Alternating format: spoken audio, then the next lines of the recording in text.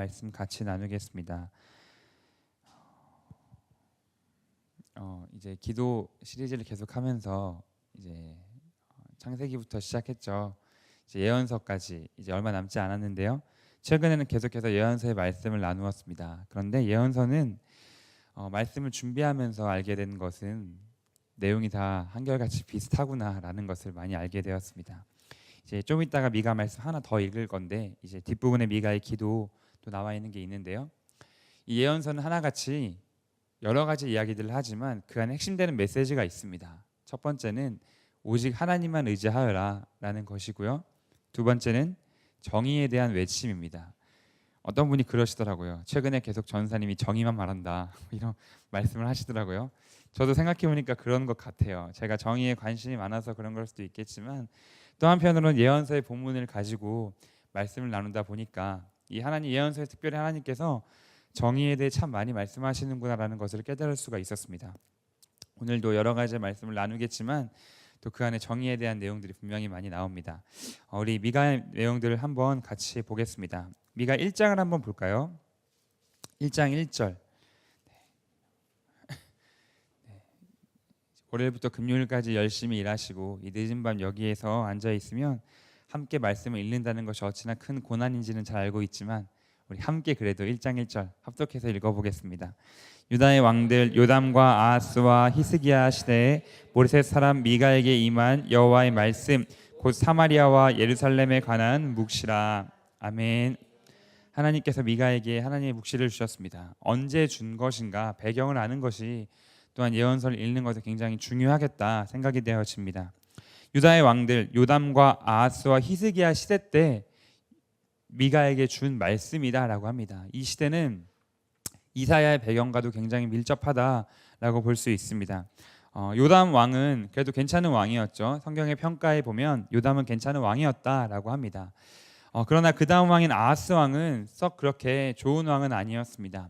아하스 시대 때 이제 성경에서 큰 이제 맥락을 차지하는 전쟁이 일어나게 되죠. 수리아 에브라임 전쟁이 일어나게 됩니다. 수리아 에브라임 전쟁은 무엇이냐면 이 유다 말기쯤에 들어섰을 때 이 북동쪽에 굉장히 강한 나라가 세워지게 됩니다. 바로 아수르라는 나라이죠. 니느웨를 수도로 하고 있는 아수르가 세워지게 되는데 이 아수르가 너무 강대해지니까 주변 나라들이 긴장을 하게 됩니다. 아주 강대한 나라를 상대하기 위해서 약한 나라들은 어떻게 해야 될까요? 동맹을 맺어서 그 나라를 대적해야겠죠. 그래서 동맹을 맺기로 한 것이 이 수리아는 곧 아람을 말합니다. 아람. 우리가 성경에서 많이 읽는 아람을 말하는데 아람과 에브라임은 북이스라엘의 수도죠. 아람과 에브라임, 북이스라엘이 동맹을 맺고 이 아수르와 대적을 하려고 합니다. 그런데 둘만으로는 아직까지 힘이 좀 약한 거예요. 더 강한 힘이 필요한 것이죠. 그래서 이제 동맹을 같이 하고자 했던 것이 바로 남유다입니다. 그래서 아람과 북이스라엘과 남유다가 힘을 맺어서 동맹을 맺고 힘을 합쳐서 이 아수르로부터 대적하자라는 것이 이 북이스라엘과 아람의 생각이었습니다. 둘이 먼저 동맹을 맺었고요. 그 다음에 이제 아하스가 있는 남유다에 사신을 보냅니다. 우리와 동맹을 맺자. 한편이 되어서 아수르를 대적해 보자라고 합니다. 근데 아하스가 보니까 상대가 안 될 것 같은 거예요. 아수르가 너무나 강대하기 때문에 동맹을 맺어봤자 도저히 좋을 게 없을 것 같았던 것이죠. 그래서 나는 맺지 않겠다라고 합니다. 이게 뭔가 여호와만 의지하기 때문에 하지 않겠다라기보다는 정세를 보니까 도저히 안 될 것 같구나라고 해서 안 맺기로 합니다. 그러자 이 아람과 이스라엘이 당장 눈앞에 보이는 거대한 아수르도 물론 위험하지만 바로 등 뒤에 있는 이스라엘 또한 유다 또한 위험하기 때문에 먼저 약한 유다를 침범하고 여기를 차지해서 아수르로부터 대항하자라는 계획을 세우죠. 그래서 두 나라가 합쳐서 쳐들어오는 것이 바로 수리아 에브라임 동맹, 수리아 에브라임 전쟁이라고 합니다. 두 나라가 유다에 쳐들어왔습니다. 유다는 어떻게 해야 될까요? 예언자들이 있을 때 있었죠. 뭐 이사야도 있었을 것이고 미가도 있었을 것이고 예언자들은 하나같이 말합니다. 제가 처음 말씀드린 것처럼 예언자들의 메시지는 단 한 가지입니다. 중요한 메시지가 있는데 동일되는 메시지는 무엇이냐면 하나님만 의지하라는 것입니다. 에브라임이 쳐들어오고 아람이 쳐들어와도 그 강한 군대들이 쳐들어온다 할지라도 유다야 너희는 오직 하나님만 의지하여라. 하나님이 모든 것에서 우리를 건져내실 것이다 라는 것이 예언자들의 메시지였습니다. 오늘날 우리가 교회에서 듣는 메시지 또한 이와 굉장히 비슷하지 않습니까? 세상에서 어려운 일, 힘든 일, 억울한 일을 당할 때, 세상의 수많은 방법들로 이것들을 해결하고 싶을 때 늘 교회에 오면 생각나는 것이 그래도 하나님만 의지해 보자, 이런 마음이, 또 예언자적인 마음이 우리에게 동일하게 드는데, 아하스에게는 그러지 않았습니다. 아하스는 그런 이사야와 여러 선지자들의 이야기가 있었지만 그것들을 무시하고 눈에 보이는 아수르에게 동맹을 청하게 됩니다. 아수르야 도와줘라, 우리 지금 죽게 생겼다라는 것이죠. 아수르 입장에서는 이게 웬 떡이냐 싶었을 것입니다. 지금 아수르는 너무 강대해져 가지고 나라를 침범하고 이제 영토를 넓혀야 되는데, 또 고대의 전쟁이라는 것이 힘만 있다고 무조건 쳐들어가는 것만은 아닌 것 같습니다. 명분이 있어야 하고, 또 명분과 그런 뭐라 그러죠? 다른 나라들이 보았을 때 조금 너무 욕먹지 않을 만한 어떤 그런 것들이 필요하지 않았겠습니까? 나중에 전쟁들도 다 그렇지만 이 아수르가 호시탐탐 내려올 기회를 보고 있었는데 그 명목을 유다가 만들어주게 된 것입니다. 아수르가 쳐들어오게 되죠. 아수르는 정말 당시에 엄청난 강대국이었습니다. 아람과 이스라엘이 힘을 합쳐도 상대도 되지 않을 만한 강대국이었기 때문에 순식간에 아람은 멸망하고 맙니다. 창세기부터 이제 쭉 나오는 아람이라는 나라는 이때 완전히 멸망해 버리죠. 역사상에서 사라지게 됩니다. 사라지게 되고, 북이스라엘도 이때 유다의 요청을 받고 출동한 아수르에게 거의 멸망 직전까지 이르게 됩니다. 조금 더 시간이 지난 이후에 결국에는 멸망을 하게 되죠. 어떻게 보면 북이스라엘이 멸망하게 된 원인은 물론 그들도 참 나쁜 것이지만 또 한편으로 유다가 제공했다라고도 볼 수 있죠. 아수르를 끌어들인 것이 바로 유다였기 때문에. 어쨌든 이 엄청난 전쟁 가운데에서 예언자들은 끊임없이 하나님의 말씀을 너는 하나님만 섬겨라라고 말했지만 하나님을 섬기지 못한 채 결국은 이방의 군대를 끌어들여서 자기의 동족들을 멸망시켰던 것, 이것이 바로 미가가 살던 때의 상황이었습니다. 엄청나게 거대한 아수르의 힘 앞에, 그런데 이 아수르가 두 나라를 굴복하고 나서 이 아수르가 거기서 멈추는 것이 아니라 유다에게도 쳐들어오게 되죠. 결국엔 유다에게도 쳐들어오게 되고, 지지난주 설교였죠. 히스기야의 기도. 히스기야가 지난주가 아니구나. 지난주 주일 아침 기도의 설교였습니다. 거의 안 오셨기 때문에 모르실 것인데요. 히스기야가 성전의 금까지 다 벗겨가지고 다 주고 난 다음에 겨우 물러갔다가 다시 쳐들어와가지고 끝내 큰 엄청난 위기를 맞게 되는 그런 일들이 벌어지게 되는 것이죠.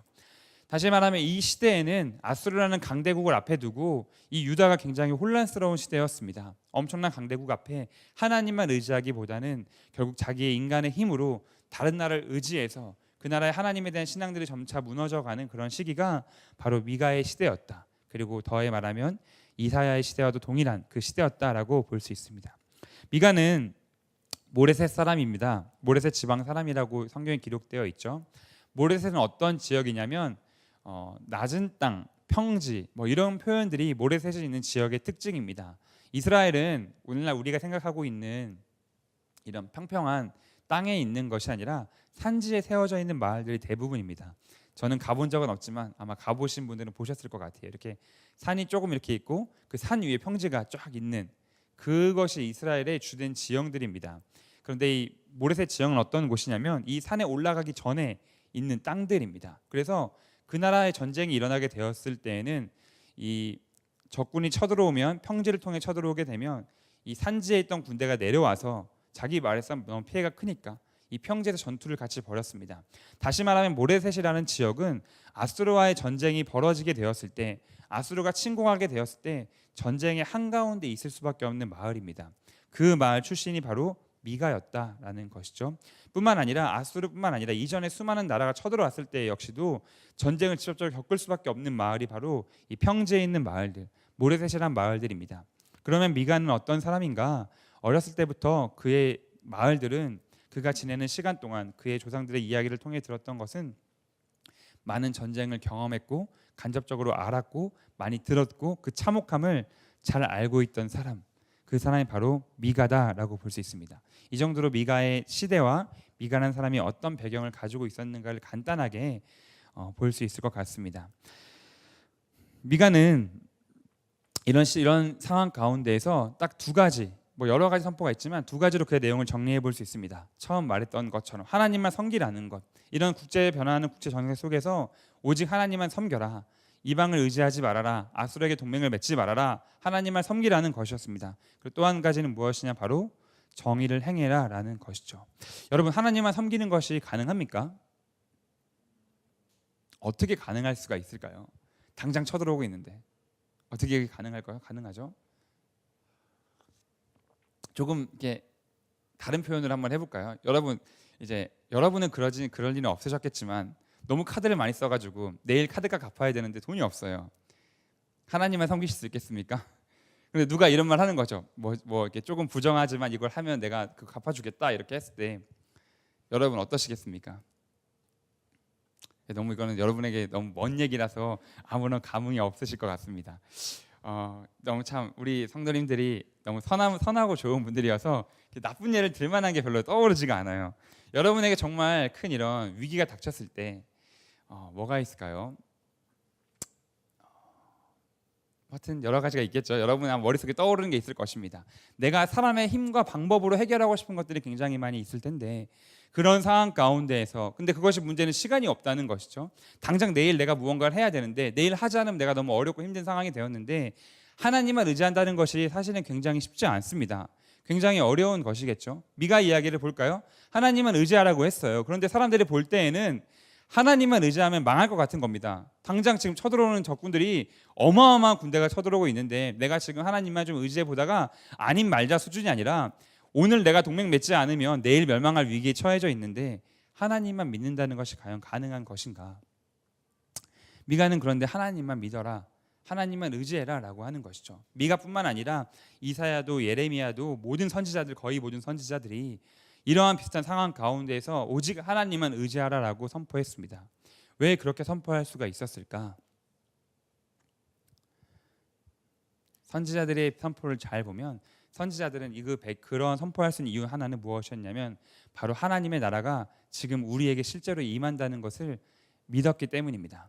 선지자들의 선포에는 늘 포함되어 있는, 늘 핵심으로 나오는 것은 하나님의 나라가, 하나님의 다스림이 우리에게 지금 오고 있다. 지금 이것이 임할 것이다. 우리가 죽어서 가는 천국이 아니라 지금 우리가 살고 있는 이 시대에 하나님의 나라가 오기 때문에 너희는 이방을 의지하지 말아라. 오직 하나님만 의지하여라. 지금 눈에 보이는 군대, 이방 군대보다 하나님의 군대가 먼저 오고 있다라고 선지자들이 많이 얘기했다는 것이죠. 포로기 때도 마찬가지입니다. 포로기 때 가장 많이 나오는 말이 뭐냐면 만군의 여호와예요. 군대의 하나님. 지금 우리를 오셔서 우리 이방의 압제로부터 구원해 줄 하나님을 포로기 때 선지자를 동일하게 많이 말했던 것이죠. 하나님의 나라가 우리의 삶 가운데 실제이기 때문에 다른 세상을 의지하지 않고 오직 하나님만 의지해라라고 선지자들이 말하고 있는 것입니다. 말할 수 있는 것입니다. 여러분, 신앙이라는 것, 우리에게 오는 구원이라는 것은 우리의 삶과 결코 동떨어진 것이 아닙니다. 여러 번 여기에서 선포했었지만 우리 애가 죽은 뒤에 가는 천국이 아니라 지금 나의 삶 가운데 이루어진 하나님의 나라가 우리가 믿는 믿음이고 우리가 믿는 복음이며 우리가 믿는 신앙인 것입니다. 나의 삶에 실제로 임하는 것. 선지자들에게 이것이 너무 실제였기 때문에 이방을 의지하지 말라고 했습니다. 오직 하나님만 의지하여라. 하나님의 나라가 올 것이다 라는 것이죠. 그러면서 같이 선포했던 것이 바로 정의를 행하라는 것입니다. 정의는 하나님 나라의 가장 큰 특성입니다. 가장 큰 특성. 전쟁이 일어나게 되면은 사실 정의라는 것이 전쟁 상황 가운데 필요한 것인가? 이런 질문을 한번 해볼 수 있습니다. 여러분, 정의란 것이 무엇이죠? 그 유명한 책 있죠. 정의란 무엇인가? 그런 거 읽지 않아도 정의란 것은 무엇입니까? 성경이 말하는 정의는 공정한 재판을 말합니다. 성경이 말하는 정의는 거대한 것이 아니라 물론 그 안에 세부적인 사항은 여러 가지가 있겠으나 가장 핵심은 공정한 재판이 성경에서 말하는 정의입니다. 공정한 재판이 이루어져서 약한 자가 억울함을 당하지 않는 것, 그것이 바로 정의라는 것이죠. 그리고 그 안에는 결국 약한 자들을 보호하고자 하는 것이 바로 정의라는 것입니다. 정의는 정말 큰 나라의 위기 상황 가운데, 전쟁 상황 가운데 정말로 필요한 것입니다. 전쟁이 일어나게 되었을 경우에 통계적으로도 나와 있지만 가장 큰 피해를 당하는 것이 바로 여성들과 아이들, 청소년들, 이 사람들이 가장 큰 피해를 당합니다. 좀 이렇게 큰 전쟁으로 인한 어려운 문제들을 겪게 된다는 것이죠. 정의야말로 정말 위기의 때 필요한 것입니다. 약한 자들이 이 정말로 위기 때, 전쟁의 순간에 가장 큰 고통을 당하기 때문에 아수르가 쳐들어오려고 하는 이때야말로 어찌 보면 이 유다 땅에 정말 필요한 것은 그 나라의 정의를 세워가는 것, 약자들을 보호할 수 있게 하는 것이 아니었을까 생각해 볼 수 있습니다. 이 정의를 세운다는 것은 어떻게 하는 것인가? 이 미가서 6장 말씀을 한번 같이 읽어보겠습니다.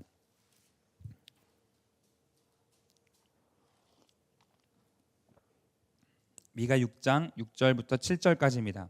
암송하시는 분도 많을 텐데요. 암송하시는 분은 그냥 암송하셔도 됩니다. 네, 같이 읽어보겠습니다. 내가 무엇을 가지고 여호와 앞에 나아가며 높으신 하나님께 경배할까? 내가 번제물로 1년 된 송아지를 가지고 그 앞에 나아갈까? 여호와께서 천천히 수량이나 만만의 강물 같은 기름을 기뻐하실까? 내 허물을 위하여 내 맏아들을 내 영혼의 죄로 말미암아 내 몸에 열매를 드릴까? 사람아, 주께서 선한 것이 무엇임을 내게 보이셨나니 여호와께서 내게 구하시는 것은 오직 정의를 행하며 인자를 사랑하며 겸손하게 내 하나님과 함께 행하는 것이 아니냐. 아멘. 하나님의 나라를 살아간다는 것, 우리에게는 많은 오해가 있습니다.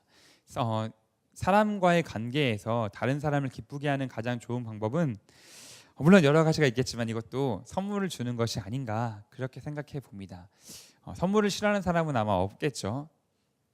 여러분 중에 있을지는 모르겠지만 보통은 없는 것 같습니다. 여기서 예배자가 자기의 모든 것을 하나님께 드리고자 했습니다. 만만의 천천의 만만의 많은 재물들을 하나님께 드리려고 했었죠. 근데 하나님은 그것을 기뻐하시는 것이 아닙니다. 하나님은 재물로 기뻐하시는 것이 아니죠. 다윗이 성전을 지어서 하나님을 기쁘게 해드리고 싶다 했을 때 하나님 말씀이 무엇이었죠? 나는 그것을 받지 않는다. 나는 사람이 지은 전에 거하는 하나님이 아니다. 사람이 지은 그 어떤 것, 사람이 주는 그 어떤 것으로 만족하고 기뻐할 수 없는 하나님이시라는 것이죠. 재물을 통해서 하나님이 기뻐하시는 것은 아닙니다. 그런데 한편으로는 안타깝게도 오늘날 우리의 신앙 안에는 조금 이런 모습들이, 재물을 많이 드려야, 내가 무언가를 많이 하나님께 해드려야 하나님이 나를 기뻐하신다라는 모습이 조금 많이 우리에게 들어와 있는 것은 아닌가라고 한편으로는 생각해 보게 됩니다. 더 많은 재물을 드려야 하나님께서 우리에게 더 많은 복을 주신다라는 생각들이 오늘 우리에게 있다는 것이죠. 더 많은 헌신, 더 많은 봉사, 더 많은 헌금을 통해서 우리가 하나님께 복을 받는데, 우리가 흔히 말하는 복이 무엇입니까? 대부분은 재물을 많이 생각하게 됩니다. 이 재물과 관련된 오해가 우리 안에 분명히 있다는 것이죠. 그런데 하나님께서 진정 원하시는 것은 이런 것이 아닙니다. 하나님께서 진정 원하는 건 여기 세 가지로 나오는데, 사람아, 주께서 선한 것이 무엇임을 내게 보이셨나니 여호와께서 내게 구하는 것은 정의를 행하고 인자를 사랑하고 겸손하게 하나님과 동행하는 것이 아니냐라는 것입니다. 미가 선지자는 이 문서 선지자들 중에서는 굉장히 앞에 있는 선지자인데요. 미가 선지자 이전에 활동했던 선지자들이 있습니다. 바로 호세아와 아모스 선지자들입니다. 이 선지자들의 이야기를 미가 역시도 들었겠죠. 그래서 미가 선지자의 예언에는 호세아 선지자의 메시지와 아모스 선지자의 메시지가 그대로 들어 있습니다. 먼저 정의를 행하라는 이 말은 아모스 선지자의 메시지와 동일합니다. 아모스서 5장 24절, 오직 정의를 물같이 공의를 마르지 않는 강같이 흐르게 할지어다. 아모스의 핵심이죠. 정의와 공의가 흐르는 사회를 만들어라 라는 것이죠. 이 아모스의 메시지는 여러분이 잘 읽어보시면, 혹 읽어보셨겠지만 읽어보시면 오늘날 우리 한국 사회에 하나님께서 주시는 말씀이지 않을까라는 생각을 너무나 많이 하게 됩니다. 아모스가 선포하죠. 너희 이 북이스라엘아, 아모스는 북이스라엘에 선포한 사람인데요.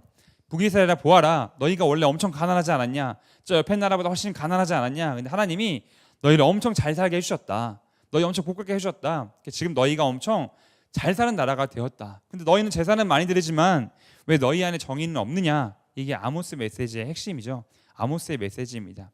오늘날 우리에게 하는 메시지 같지 않습니까? 엄청 못 사는 우리를 하나님께서 이게 좀 이 나라를 비방하는 건 아니지만 동남아시아보다 훨씬 잘 살게 하셨는데, 너희는 교회는 많고 예배는 많고 제사는 많이 드리지만 너희 안에 정의가 어디 있느냐? 너희 안에 약한 자를 돌보는 마음과 삶이 어디 있느냐라고 하는 것이 이 아모스의 선포가 오늘 한국 교회에 너무나 적용이 되어지는 메시지인 것 같습니다. 이 아모스가 했던 것처럼 미가도 동일하게 정의에 대해 얘기합니다. 정의가 정말로 세워져야 한다. 이 유다 땅에 지금 아수르가 쳐들어온 이때 정의가 세워져야 한다. 그래서 미가는 갑자기 이름이 생각이 안 나. 이사야처럼 비슷한 메시지를 하죠. 하나님의 나라가 되게 되면은 칼을 보습으로 변화시킬 것이고 더 이상 창을 낫으로 변화시킬 것이다. 물론 낫도 위험한 무기가 될 수 있긴 하겠지만 농경 사회, 전쟁이 없는 사회가 된다는 것이죠. 하나님의 재판은 완전하시니까, 하나님은 이제 억울함이 없게 하시는 분이시기 때문에 완전한 정의가 이루어지기 때문에 더 이상 전쟁이 필요가 없을 것이다. 미가의 메시지가 되는 것이죠. 그런 하나님의 나라를 살아가기 위해선 우리 역시도 동일하게 정의를 행하는 삶으로 우리가 살아나가야 된다. 그런 자가 하나님의 나라를 진정으로 살아갈 수 있는 자다라고 미가가 말하는 것입니다. 오늘날 우리에게도 동일하게 필요한 말이죠. 정의. 정의에 대해서 제가 쭉 더 많이 준비했었다가 요즘 하도 정의를 많이 말해가지고 정의는 여기까지만 해야 될 것 같아요. 정의가 우리에게 많이 필요합니다. 오늘날 하나님께서 저는 각 시대별로 하나님께서 크게 부어주시는 또 교회에서 해야 되는 역할들이 시대와 나라별로 조금씩은 다르다고 생각합니다. 하나님의 진리는 정확하지만 이전까지의 교회가 개인의 성결에 대해서 굉장히 민감하게 반응했다면 오늘날에는 이 정의에 대한 문제가 교회가 좀 민감하게 반응해야 될 상황들이 아닌가. 잘 사는 사람들은 더욱더 잘 살아가고 그렇지만 못 살고 힘든 사람들이 더욱더 힘들어지는 이 시대에 교회가 개인의 신앙만을 위해 개인의 성결만을 위해 있기보다는 교회의 문을 열어서 어려운 사람들에게 나아갈 수 있는 교회가 이 시대에 정말 필요한 교회가 아닌가 그렇게 생각을 해보게 됩니다. 마태복음에 이렇게 기록되어 있습니다. 이에 임금이 대답하여 이르시되 내가 진실로 너희에게 이르노니 이 지극히 작은 자 하나에게 하지 아니한 것이 곧 내게 하지 아니한 것이라 하시리니 그들은 영벌에 의인들은 영생에 들어가리라 하시니라. 작은 자 하나에게 하신 것을 하나님은 기억하시고 영생에 들어가게 하신다. 성경의 기록인 것이죠. 두 번째 이제 미가가 계속 외쳤던 것은 무엇이냐면 인자를 사랑하는 것입니다. 인자를 사랑한다. 이것은 호세아의 메시지의 핵심입니다. 나는 인애를 원하고 제사를 원하지 아니하며 번제보다 하나님 아는 것을 원하노라. 아멘. 하나님은 인자를 사랑하신다. 인애를 사랑하신다. 이것은 긍휼이란 말입니다. 긍휼 똑같은 단어이죠. 북이스라엘 호세아도 역시 북이스라엘에게 하나님 메시지를 전했던 사람이었습니다. 하나님께서 그 북이스라엘 수없는 제사들을 받지 않으시고 궁의를 원한다고 하셨던 것이죠. 결국 인자라는 말은 사실은 정의와 동일한 말이기도 합니다. 가난하고 약하고 힘없고 억울한 사람들이 그 사람들이 올바른 재판을 받지 못해서 죽어가는 것, 힘없이 피해를 당하는 것에 대한 하나님의 긍휼한 마음, 그런 사람들을 향한 긍휼한 마음을 하나님이 가지라라는 것이었죠. 우리 복음의 교회가 맨 처음 이제 세워지고 이렇게 할 때 목사님께서 복음에 대한 비전을 나누셨었잖아요. 혹시 기억하고 계십니까? 여기도 안 계셨던 분도 계시는데 그때 나눴던 말씀이 뭐였냐면 그 느헤미야의 메시지였습니다. 느헤미야의 마음을 하나님이 목사님에게 주시고 목사님 그 마음을 받아서 이 복음의 교회를 개척하게 되었다라고 하셨었는데요. 그때 느헤미야의 말씀이 이거였죠. 이 땅을 예루살렘의 소식을 듣고 나니까 너무 슬프고 애통하여서 며칠 동안 밥도 먹지 않고 계속 울면서 기도했다. 이 말씀을 목사님이 받으시고 이 땅을 바라볼 때 그런 궁일한 마음이 목사님 안에 들었었다라고 말씀해 주셨었죠. 우리 복음의 교회가 하나님께 세우신 가장 여러 가지 물론 이유가 있겠지만 그중 가장 중요한 것 중 하나는 목사님을 통해 선포된 내용을 들어보면 바로 긍휼함, 이 땅에 대한 긍휼함을 갖기 위해서 그 하나님의 긍휼함을 우리가 갖고 이 땅을 위해 기도하기 위해서 우리 복음의 교회가 이 땅에 세워진 것입니다. 아멘이십니까? 네, 물론 복음으로 충분한 삶, 그 삶을 통해 우리가 이 땅을 향한 긍휼한 마음을 가지고 기도하는 것이죠. 우리가 왜 이 여러 나라들을 위해서 기도합니까? 긍휼한 마음을 가지기 때문에 기도하는 건 아니겠습니까? 세상에 이런 많은 여러 가지를 볼 때 긍휼한 마음이 하나님의 일하심을 통로라는 것을 보게 됩니다. 세상을 바라볼 때 분노할 수 있습니다. 세상 사람도 많이 분노할 수 있지만 하나님의 마음은 긍휼함이 있습니다. 긍휼함. 이 약한 자들, 억울한 자들에 대한 긍휼함이 필요한 것이죠. 제가 2012년도에 인도에 선교를 갔었는데 그때 거기에 계신 목회자분께서 그렇게 말씀해 주시더라고요. 기도할 때 그냥 기도하지 말아라. 긍휼한 마음을 가지고 기도해라. 이렇게 말씀하시더라고요. 저희가 사역을 갔을 때 그곳에는 귀신 들린 한 자매가 있었습니다. 그래서 선교사님께서 이 자매를 위해 기도해 달라고 막 하시더라고요. 학생들이 막 붙었어요. 같이 학생들 붙어가지고 각자 막 팔 막 다 잡은 다음에 엄청 막 크게 기도하는 거예요. 막 소리를 고래고래 지르면서 아이들이 인도까지 선교 가가지고 귀신 들린 사람을 위해 기도하니까 얼마나 열정을 다해 기도했겠습니까? 근데 갑자기 선교사님이 기도를 멈추게 하시더라고요. 기도 잠깐 멈춰라. 그래서 그 목회자님께서 멈춰라 하시더라고요. 그래서 무엇인가 했더니 그냥 막 기도하지 말아라. 무조건 고래고래 기도하지 말아라. 긍휼한 마음을 가지고 기도해라. 그래야 이 귀신이 떠나가고 하나님의 역사가 임한다라고 말씀해 주더라고요. 그 말씀에 굉장히 큰 동의를 했습니다. 그리고 굉장히 큰 저에게도 마음의 울림이 있었습니다. 맹목적으로 귀신이 떠나가는 것을 위해서 어떤 나의 성취라고 해야 될까요? 그런 하나님의 놀라운 일을 보기 위해서라기보단 그 일이 일어나기 위해서는 정말 그 사람에 대한 긍휼한 마음이 하나님의 역사하심이란 통로가 아닐까 생각해 보게 됩니다.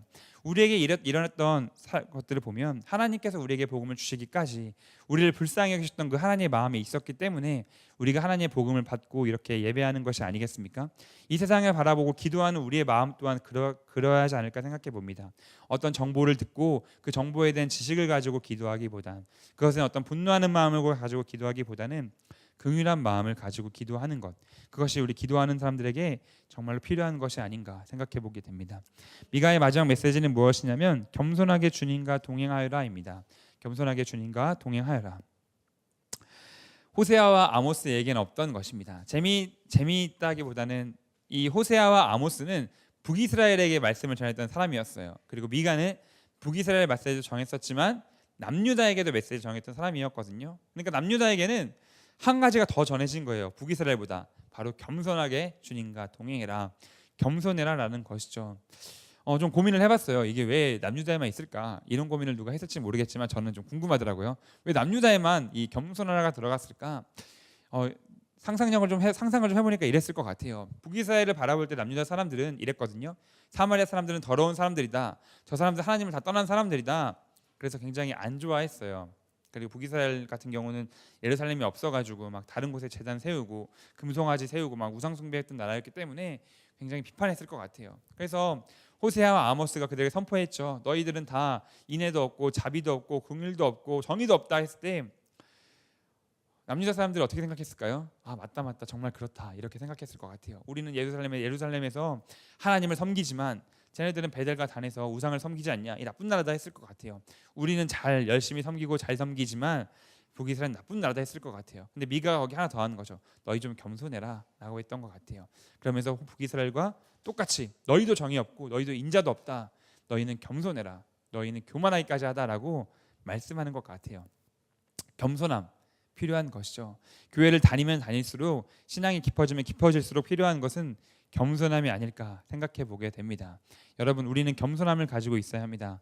겸손함을 가진 사람이 정말 하나님 쓰시는 사람입니다. 교회를 다니다 보면 여러분 말하자라도 생각나는 사람이 있을 거예요. 겸손함 잃어버린 사람 딱 하면은 생각나는 사람 있지 않으신가요? 없으신가요? 여러분, 네, 너무 아름다운 눈을 가지고 계셔가지고 생각나는 사람이 없을 수도 있는데요. 교회를 다니다 보니까 그런 사람들이 종종 저는 보이는 것 같아요.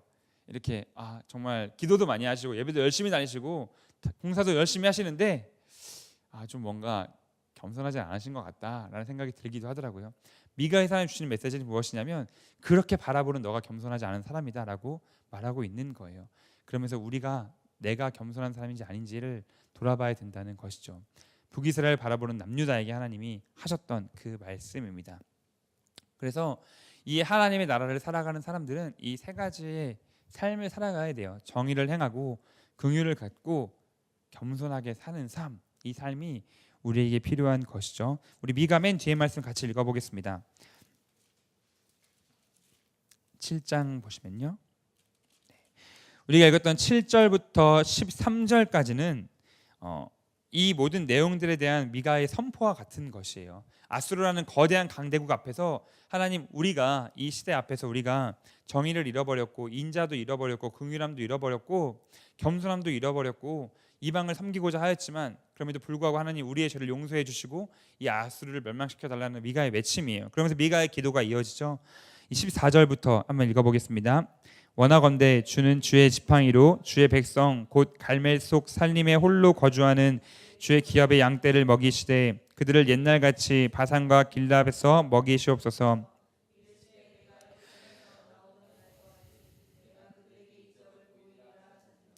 이르되 여러 나라가 보고 자기의 세력을 부끄러워하여 손으로 그 입을 막을 것이요 귀는 막힐 것이며 그들이 뱀처럼 티끌을 핥으며 땅에 기는 벌레처럼 떨며 그 좁은 구멍에서 나와서 두려워하며 주 하나님 여호와께로 돌아와서 주로 말미암아 두려워하리이다. 주와 같은 신이 어디 있으리이까? 주께서는 죄악과 그 기업의 남은 자의 허물을 사유하시며 인애를 기뻐하심으로 진노를 오래 품지 아니하시나이다. 다시 우리를 불쌍히 여기셔서 우리의 죄악을 발로 밟으시고 우리의 모든 길을 깊은 바다에 던지시리이다. 주께서 옛적에 우리 조상들에게 맹세하신 대로 야곱에게 성실을 베푸시며 아브라함에게 인애를 더하실로다. 아멘. 아멘. 미가의 기도입니다. 마지막 기도. 미가의 기도는 제가 앞에서 쭉 나눴던 미가의 이야기들의 이것들을 알고 이것들에 대한 앞에 이야기들의 핵심을 통해서 나타나는 기도가 바로 이 미가의 기도인 것이죠. 정리하겠습니다. 이 아수르와의 국제적 정세 관계에 있는 상황 가운데에서 그 아수르가 엄청난 군대를 가지고 이제 유다를 심판하기 위해 오고 있습니다. 그렇지만 그럼에도 불구하고 하나님만 의지하는 사람, 하나님만 의지하며 정의를 행하고 긍휼과 인자를 베풀고 겸손히 하나님과 동행하는 사람은 비록 그 이전에 이 미가의 기도와 같이 그런 삶을 살지 못했던, 그래서 심판을 받을 수밖에 없는 사람이라 할지라도 하나님의 넘치는 긍휼과 인자하심으로 그를 용서하시고 하나님이 나를 살게 하신다. 그것이 미가의 기도인 것이죠. 그 삶을 살게 해달라는 것이 바로 미가의 기도인 것입니다. 여러분, 우리는 그리스도인으로 정말 하나님의 엄청난 은혜를 받았습니다. 하지만 한편으로는 그럼에도 불구하고 우리의 삶에 정의와 긍휼과 겸손함이 결여되어 있지 않은 것인가를 생각할 필요가 있습니다. 이 예언서의 이야기들을 볼 때마다, 예언서의 설교를 준비하고 또한 공부할 때마다 깨닫는 것은 하나님은 나에게서만 내가 나만 바라보고 있는 것이 아니라 내가 나에게 둔 관심과 시선을 좀 거두어서 다른 사람들에게, 정말 소외되고 힘들고 어려운 사람들에게 정의를 행하는 것, 그들을 불쌍히 여기는 것, 그것에 우리의 마음을 두고 싶어하는 것이 아닐까라는 것을 끊임없이 깨닫고 생각해 보게 됩니다. 그렇게 마음을 둔 자에게 하나님은 이 세상에 어떠한 어려운 상황 가운데 있다 할지라도, 아수르의 위협과 그런 심각한 멸망 앞에 있다 할지라도 그런 사람에게 하나님의 나라를 살게 하시고 실제가 되게 하신다. 그래서 그 삶을 살기를 바라는 미가의 기도를 하나님이 들으셨다라는 것을 우리는 미가를 통해 알 수 있습니다. 우리는 이 미가와 같은 기도를 우리가 함께 드리고 또한 미가의 같은 삶을 우리가 살기를 바랍니다. 우리 같이 기도하겠습니다.